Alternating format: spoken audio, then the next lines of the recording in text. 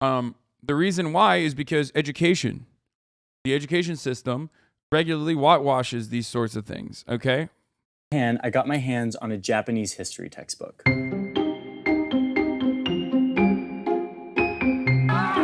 There's probably going to be TOS in this, for the record. I'm going to try to, I'm going to probably...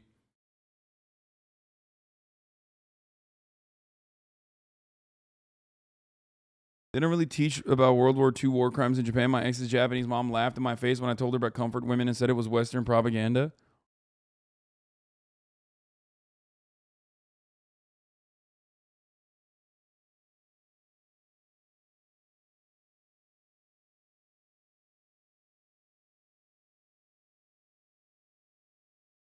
Yeah. And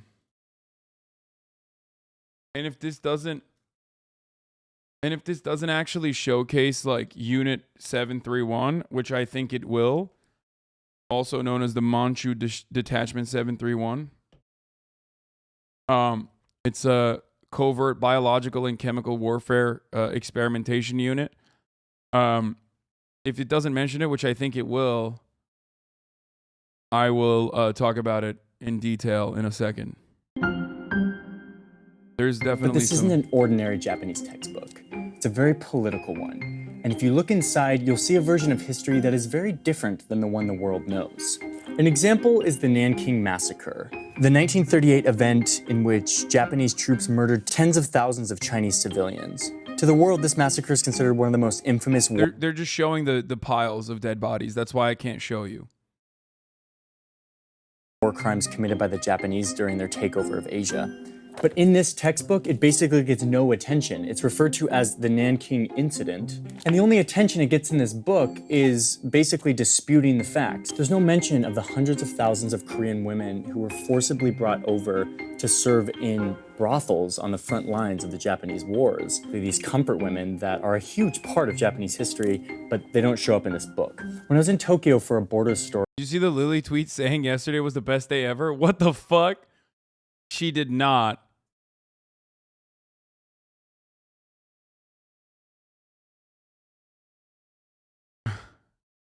I'm having so much time. I'm having so much fun in Japan. It's the best day ever. It's like when fucking it's like when The Weeknd tweeted.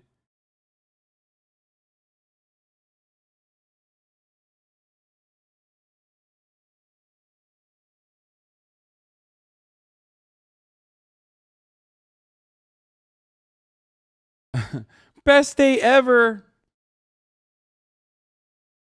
New OTK vid? We did what? No, offline TV, not OTK. Offline TV is in Japan, not OTK. Anyway, let's see if there's like more. I'm just like scouting through TOS potentially. I actually visited the people who publish and write this book. It's this group of old Japanese men who are part of this lobbying society that basically try to push a different historical narrative into Japanese schools, and they've been quite successful. This textbook publishing society is one of many expressions of a rising nationalism in Japan. I know she wasn't saying it about fucking Shinzo Abe's execution chatters. Why are you correcting me? She was saying this is the best day ever because Nintendo is re-releasing Pokemon Puzzle League on Switch. Yeah. No, I didn't think she said this is the best day ever. Former Prime Minister of Japan, Shinzo Abe, was executed. Like... It's Lily, man. Of course she did. Like, what the fuck? It'd be crazy if they did the same thing in U.S. history books. Yeah, it would be. Thank God we have incredibly powerful women and women's groups that did not allow that to happen. Search Daughters of the Confederacy for more information.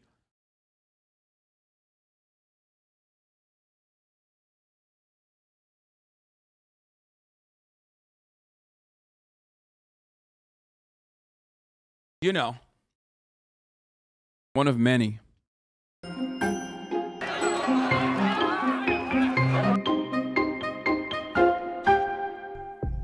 This is Makoto Sakurai. He's the public face for the Japan First Party. This group launched just a month after another right-wing faction across the Pacific Ocean. I own some pants Thank you for the 25 gifted subs, allowing 25 people to no longer see the ads and get a clear vision of the Japanese war crimes that we are addressing at the top of the hour, every hour, in this uninterrupted broadcast experience, as long as you have subscribed. But for those of you who haven't, well, GG's, you are going to see a motherfucking ad right now, unless you subscribe for $5 or for free with a Twitch Prime by connecting your Amazon Prime account to your Twitch account, where you get one free Prime subscription a month. Okay? Here's the 1 minute ad break now. Took power of the White House, proclaiming a like-minded message. America first. America first. Within the first 5 minutes of my interview with Sakurai, and even through a translator, I could tell that this guy would get along great with Donald Trump. でその都知事選の一番最後のですね、った時にものすごい人だかりで、フェイクニュースがもう横行してるんですよ。Sakurai's Japan First Party hasn't won any elections yet, but other nationalists in Japan have, including Prime Minister Shinzo Abe in 2012. Damn, okay. Okay, dude, this is why he's the best lib, dude. You know, he's got all this shit popping off, but like ultimately he says it sometimes, you know? He has surrounded himself with advisors and ministers from some of these fringe groups who are now influencing policy. Up until now, these guys, and yes, most of them are guys, have been known for driving around in their decked-out vans, preaching the restoration of Japan's pre-World War II greatness. Their agenda is similar to nationalist movements in other countries. They want to restore a strong military.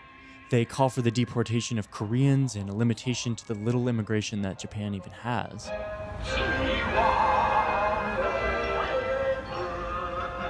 I chased after these guys and filmed them for an afternoon, watching them spar with the Tokyo police.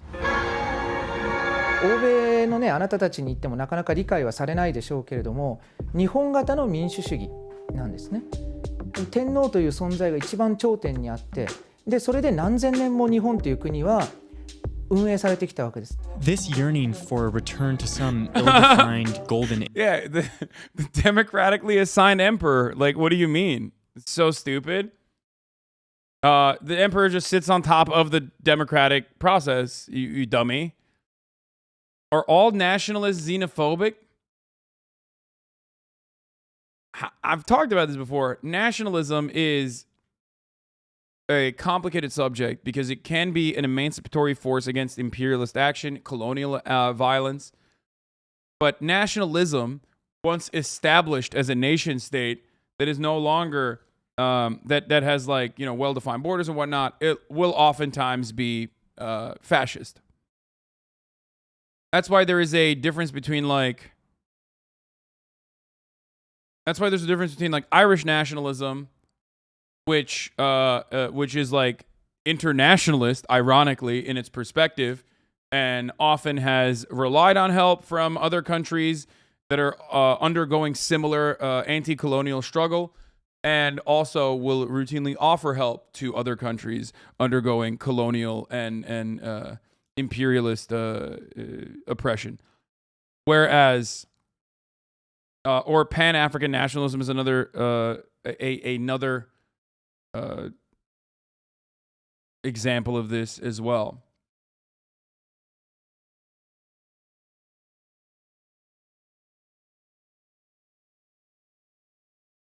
Age is the basis of many far-right nationalist movements around the globe. 世界中の子供たちはもう本当にもう誇り満々として自分の国の国自慢をしますけれども、日本の子供はそれができない、そういうふうにまで日本は洗脳されています。En réalité, on a appris à nos enfants qu'ils avaient toutes les raisons de la critiquer, de n'en voir que peut-être les aspects historiques les plus sombres. For those of you who don't know, that's un spit on yours, Marie Le Pen, who is a fucking also a fan of the fascists. The main Disgusting! And her opinion is identical to the reactionaries in Japan as well.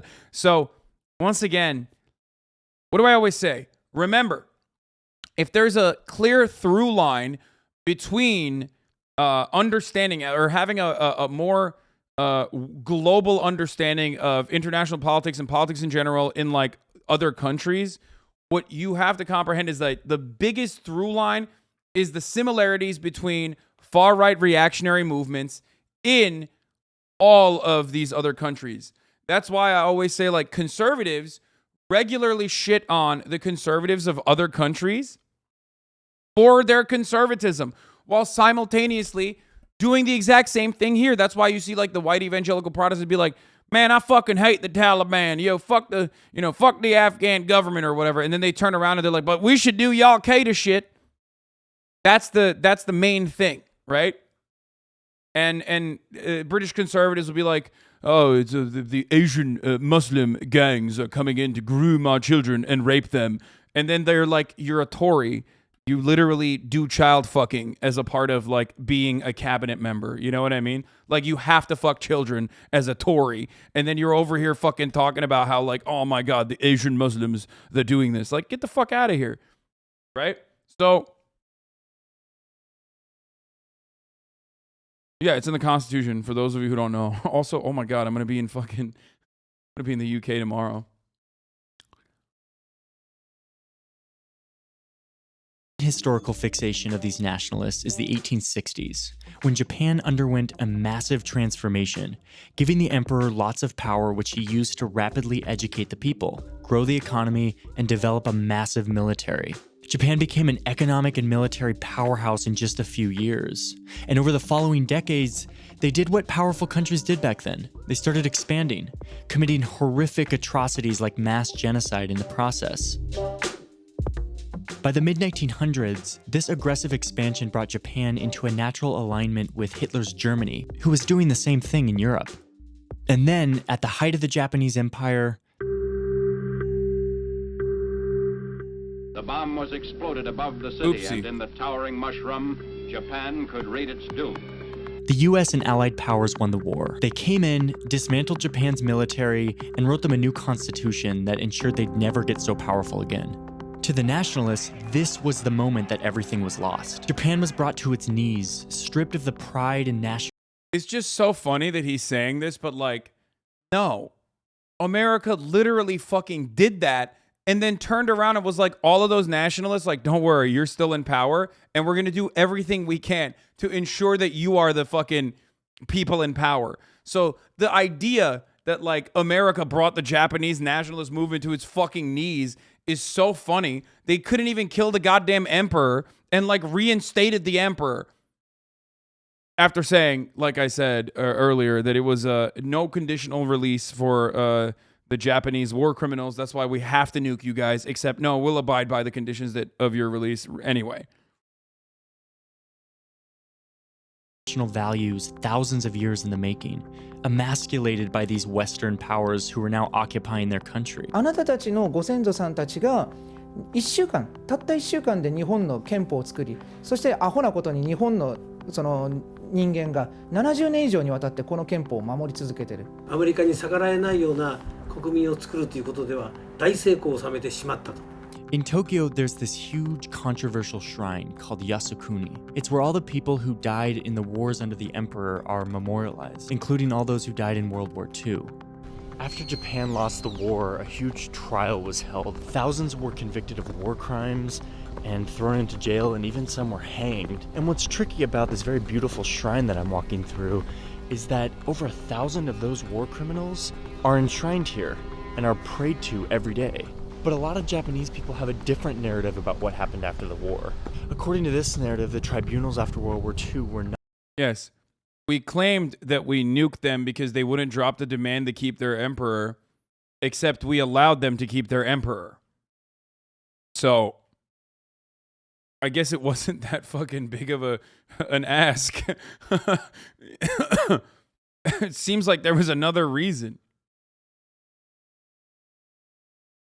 Not an impartial exercise of justice, but rather an emotional backlash against the atrocities that had just occurred during the war. So the fact that they're here in Yasukuni doesn't bug a lot of these people. In fact, they revere them and they worship them for their sacrifice to the emperor. All of the symbolism and memorials point to a glorification of the imperial period, not necessarily an apology for it.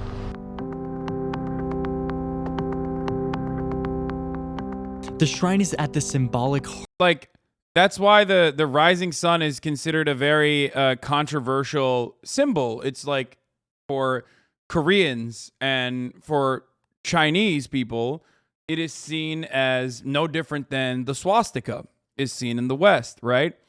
And obviously, like, for that reason, like Bella Porch, if you recall, despite being Filipino, had a rising sun tattoo, and people were like, "What the fuck is that?"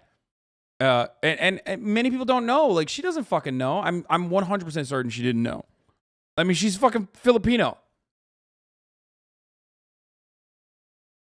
My grandparents used to get angry when they saw the flag, and it's still the symbol in their navy. Yeah, I mean, the symbolism is still kept in many parts. But the reason why she didn't fucking know, the reason why she didn't know that is because, you know, it's not taught. Like, Japan was able to absolutely fucking evade. It looks cool. I mean, it does. I know. Aesthetically, it does look cool. It's true. It does. It looks cool. But, you know, fascists love symbolism. They're very good at... I mean, that's a deliberate choice, guys. That's a deliberate choice. Saying that it doesn't look cool is silly. The entire purpose of symbolism, fascist symbolism, is so that it does look cool and it evokes a fucking feeling of pride and you know, reinforces the ideology. Nazis were very careful about their aesthetics in a similar capacity. That's why the common meme of like Hugo Boss designed their fucking suits. Like, all of that esoteric shit is deliberate. Okay?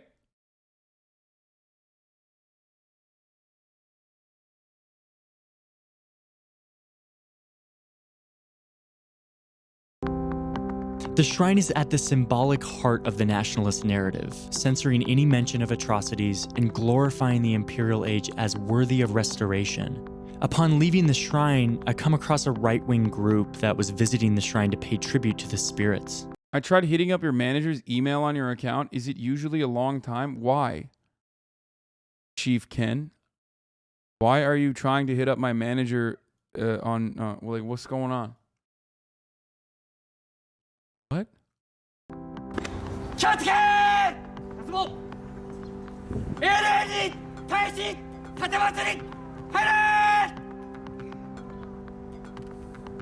So it's tempting to draw parallels with what's happening in Japan with nationalism and what we see happening in the US and Europe with figures like Donald Trump. But while that parallel works for a little bit, it breaks down really quickly.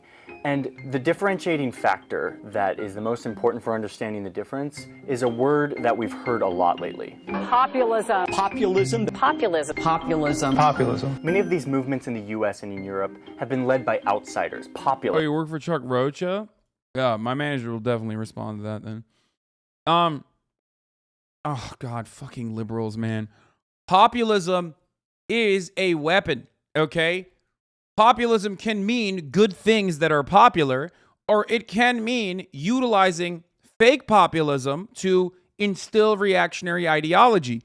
Why are liberals so ahistorical about this kind of fucking populism? Populism bad is such a fucking stupid take because you can slap that onto anything. Oh, Democrats are running on fucking on a campaign of trying to codify Roe v. Wade. That's populist messaging. Why? Because it's literally fucking what? 70% of the country agrees that like Roe v. Wade should be codified. Bernie is a fucking populist. Okay? But not in the bad kind. Because he's genuine with his with the emancipatory language he uses, and he's genuine with his understanding of all the struggles that the American working class goes through. So liberals love to stay in the fucking middle and act like populism is bad across the board. That's bullshit.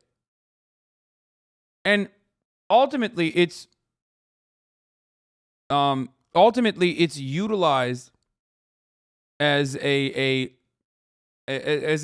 weapon against the left, as well as like the far right. Meanwhile, ultimately the far right is still, because of their because of the way that they operate and because of their you know, interest in upholding capitalist ideology or the capitalist economic order. World War II saw Oftentimes extensive cruelty. it's not used effectively against the fucking oftentimes it's not used effectively against the right, but only effectively used against the left.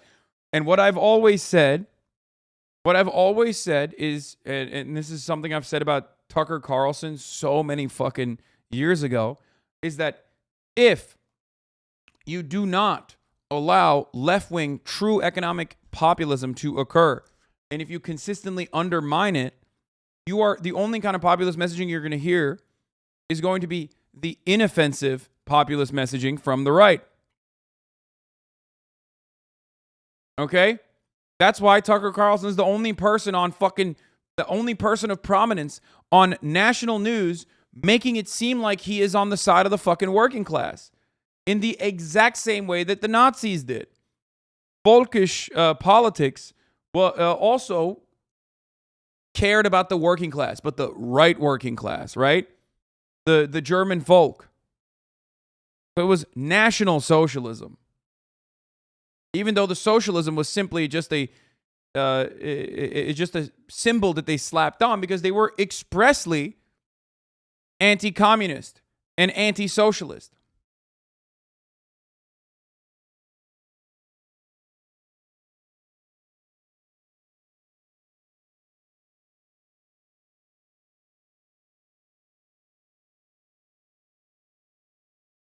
If you don't have a counterbalance with real left-wing economic populism, the only kind of populist messaging you're going to hear is from nationalist psychos.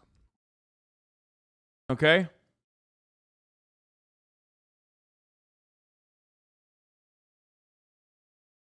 Who want to dismantle the establishment. In Japan, that's not the case. People like Shinzo Abe are through and through establishment politicians.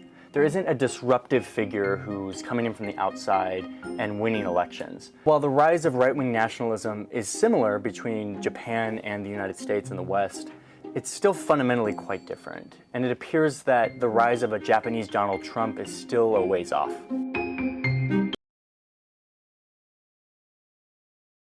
Anyway.